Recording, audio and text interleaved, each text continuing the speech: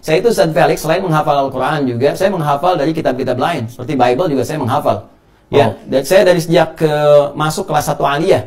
Ya, ada yang masuk Islam dan saya pinjam ya dari versinya Barnabas, versi yang lain, versi yang ada perubahan dan sebagainya, itu saya kumpulkan. Jadi kadang kalau saya sedang libur, saya pergi ke toko buku, saya kumpulin lagi, ada versi yang baru nggak, ada yang baru nggak, jadi saya pelajari lagi. Nah, sekarang contoh gini misalnya, coba Anda buka di Perjanjian Lama, itu kitab Kejadian. Ustaz Felix boleh googling lah ya, kan sekarang sudah online ya. Di Kejadian coba buka pasal 32 ayat 28. Ya, pasal 32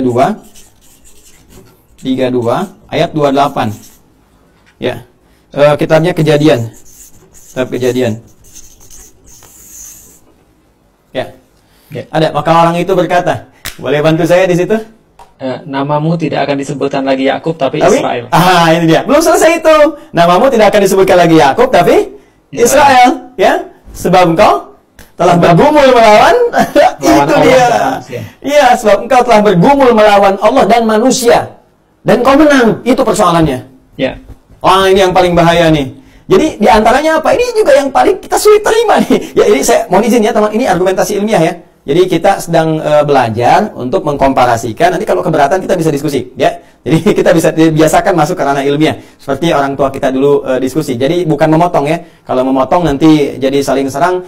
Itu oleh Al-Quran disebut dengan wala tubadzir tabdzira. Ya, dan janganlah engkau berbuat yang sia-sia. Dari kata badzara itu muncul bazar. Ya, itu dalilnya di Quran wala tubadzir tabdzira. Dan janganlah engkau menjadi bazar dengan sebazar-bazarnya. Innal mubadzirina, sungguh para bazar itu kanu ikhwanas syayatin. Boleh jadi akan dekat kepada setan. Wa kana rabbihi kafura. Sedangkan setan itu kepada Rabbnya dia ingkar. Makanya kalau ada bazar yang ingkar dengan ayat-ayat Allah, yang suka mencela, yang suka hadirkan hoax, yang suka mengadu domba, itu sudah ada wala tubadzir tabdzir. Kalau murid saya tahu tasrifan soroknya, badzara yubadziru tabdzir. Nyambung Ustaz ya, antara bazar sama tabdzir. Mohon izin teman-teman di bazar, mohon izin ya. Jadi ini cuma kajian ilmiah. Kajian ilmiah ya, tapi kalau Anda keberatan ya enggak apa-apa. Kalau memang itu tugas ya, saya tidak menghormati itu, tapi kalau Anda ditugaskan mengamati kajian saya juga, itu mungkin hidayah yang Allah berikan. Insyaallah. Mudah-mudahan ada kebaikan. Ini ya. Nah, kan di situ ada persoalan. Apa narasinya di situ? Nah, orang itu berkata, ya, namamu sekarang sudah bukan Yakub lagi. Apa namanya? Israel. Di sini kita temukan kalimat Israel pertama. Nanti saya mau bandingkan antara Israel yang ada di Al-Quran dengan Israel yang ada di dalam ini Kejadian. Pasal 32 ayat 28. Saya udah baca sarahnya ya. Udah baca tafsirnya nih. Jadi saya tahu tafsiran yang menafsirkan malaikat, tafsiran menafsirkan Tuhan, manusia dan sebagainya. Insya Allah sudah saya baca dan saya baca referensinya dari mana turunannya. Ya, saya sudah membiasakan itu. Jadi nanti di sini persoalan utamanya adalah satu. Yakub alaihissalam. Ini anaknya Ishak, turunan Nabi, dan jadi Nabi kemudian, makanya Nabi mengatakan, ya ini dari orang mulia, dari mulia, rahim yang mulia, orang mulia lagi. Ya Nabi Muhammad SAW itu turunannya nanti dari mulia, ya dari ke Yusuf, Yakub mulia, Ishak mulia, Ibrahim mulia, sampai dengan ke atasnya. Nah, saya teruskan ke sini, tapi di sini, di Kejadian, ya pasal 32 ayat 28, dinarasikan Nabi Yakub itu pernah bergulat dengan Tuhan.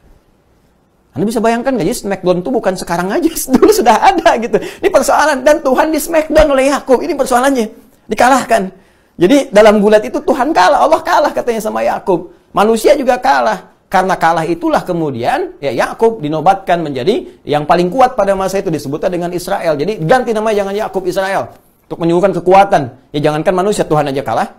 Ya, jadi persoalan teman-teman sekalian, ini persoalan yang paling pertama menunjukkan bahwa ada problem di sini. Ya, ada problem, dan problem ini udah disoal oleh Al-Quran. Ini jadi celaka nanti, jadi orang jadi salah cara berpikirnya, cara pandangnya salah. Cuma nanti di dalam tafsirnya ini ada keterangan-keterangan yang mengatakan Yakub juga cedera bagian pangkal pahanya gitu kan. Jadi begitu Tuhannya kalah, kemudian Tuhan balas pukul ke bagian pangkal paha, kenalah pangkal paha itu sampai sekarang. Karena itu orang Yahudi tidak senang makan bagian paha yang tertutupi oleh kulit itu. Asalnya dari situ, ada tafsiran demikian. Itu bukan tafsiran Quran ya, tapi turunan dari sini. Nah, jadi teman-teman sekalian, saya mau turunkan bahwa ini yang disoal oleh Al-Quran. Dan karakter ini terbawa pada akhirnya. Ya, apa yang menjadikan terbawa ini, yang kemudian disoal oleh Al-Quran di masa Nabi Muhammad SAW, ya adalah membangun sebuah keyakinan-keyakinan dari satu naratif yang dikreasikan tersendiri dan diwariskan pada generasi setelahnya.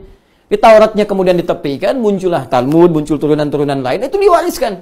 Kita harus bangga nih. Tuhan aja kita kalahin, nenek kakek moyang kita dulu ngalahin Tuhan, kan? Maka sekarang kita mesti lebih hebat. Makanya jangankan manusia, perjanjian dengan Tuhan aja diabaikan. Ya, bisa bayangkan komitmen dengan Allah begini, besoknya dia hilangkan lagi. Jadi bikin perjanjian dengan Tuhan, narasinya banyak sekali. Kalau Anda mau cek misalnya, yang pertama kali di Al-Baqarah, saya bisa turunkan dari Al-Baqarah, kemudian di Al-Ma'idah khususnya, gitu kan, dan turunan yang lainnya, termasuk di Al-Qasas. Di Al-Baqarah itu kan muncul pertama kali dari Bani Israel. Saya kembalikan dulu, lompat sebentar ke ayat 51. Nanti saya balikin ke Bani Israel ayat 40, 47 dan turunannya, gitu kan. Ayat 51-nya kan jelas, wa idh wa'adna Musa 40 lailatan thumma takhadhtumul ijla min ba'dihi wa antum zalimun. Kalian ini kan sudah komitmen mau nyembah Allah, diutus Musa. Ya, Musa tuh udah baru belum kering tuh tapak kaki itu. Tapak kaki belum kering, dibebaskan dari Firaun dan turunan-turunannya, gitu kan? Yang turunan maksud di sini bala tentara yang pada saat itu ditenggelamkan, ya, di Laut Merah itu. Ketika semuanya selesai, selamat dari situ, Musa diminta oleh Allah menghadap dulu untuk mendapatkan pedoman hudan itu. Yang kelak disebut dengan Taurat, itu nama umumnya hudan. Nabi Adam dapat hudan, jadi semua nabi punya hudan. Al-Baqarah ayat 38. Yaqul nahbitu minha jami'a fa imma yatiyanakum minni hudan. Musa dapat hudan, nanti namanya Taurat, gitu kan? Hudan tahu dari mana? Quran surah 17 ayat yang kedua. Wa id ataina Musal kitaba wa ja'alnahu hudan li bani Israil. Maka ketika dia kemudian berangkat ke Tur Sina itu, ya, kemudian untuk mendapatkan turunan Ten Commandment, 10 perintah Allah Subhanahu wa taala. Apa yang terjadi? Sudah komitmen mau nyembah Allah, dijaga juga oleh Nabi Harun yang alaihissalam, dijaga di situ dengan baik. Apa yang terjadi? Mereka tiba kemudian menyalahi ketentuan Allah, langsung pengen dihadirkan Tuhan. Ya, lewat sesembahan dari anak lembu itu, yang ketika mereka lihat satu kaum mereka menyembah punya Tuhan tertentu, dia katakan, "Hei, tolonglah sendiri kan, buatkan kepada kami seperti ini sehingga kami bisa mengikuti jejak orang-orang itu." Anda bisa bayangkan nggak? Baru punya perjanjian dengan Tuhan dan dilanggar lagi. Nanti ada yang bunuh nabinya. Nanti yang saya mau cerita lagi lebih dahsyat lagi. Nabi Musa disuruh perang dengan Tuhannya. Kita mau duduk-duduk aja sampai kamu menang, katanya. Nanti kita masuk saat masuk bab Palestina. Ya, saat masuk ke situ. Jadi ini udah biasa. Tuhan aja dilanggar, apalagi kamu. Apalagi saya. Oh, kalau sekarang ada perjanjian peta damai, nah ini mau kita tarik tuh sini. Tahun sekian dilanggar lagi. Ya ini karakter yang dibawa turunannya. Tapi apa nggak ada solusi? Ada, belum sampai kita. Ntar sebelum subuh nyampe situ, insya Allah. jadi saya ingin bawa ke narasi itu. Ini turunan dari sini, teman-teman. Jadi ini yang merubah karakter cara berpikir. Tadi dikecam oleh Al-Quran. Kalau kamu benar ahli kitab, yang pernah dapat kitab, jujur dong sampaikan. Apa isinya? Bandingkan. Makanya banyak di Al-Quran itu tawaran-tawaran untuk mengungkapkan kebenaran. Ya, coba sampaikan kebenaran. Terus bisa diuji, silahkan uji. Ini benar nggak bahasa Tuhan seperti ini? Ya, apakah ini bahasa manusia? Kalau bahasa Tuhan nggak akan bisa. Semua manusia bisa menirunya. Makanya Al-Quran tegas sebelum disampaikan kepada kita, ya, nilai-nilainya, tuntunannya, hikmahnya, itu bahkan menawarkan dulu, bahkan menantang. Kalau Anda meragukan ini kalam Allah, firman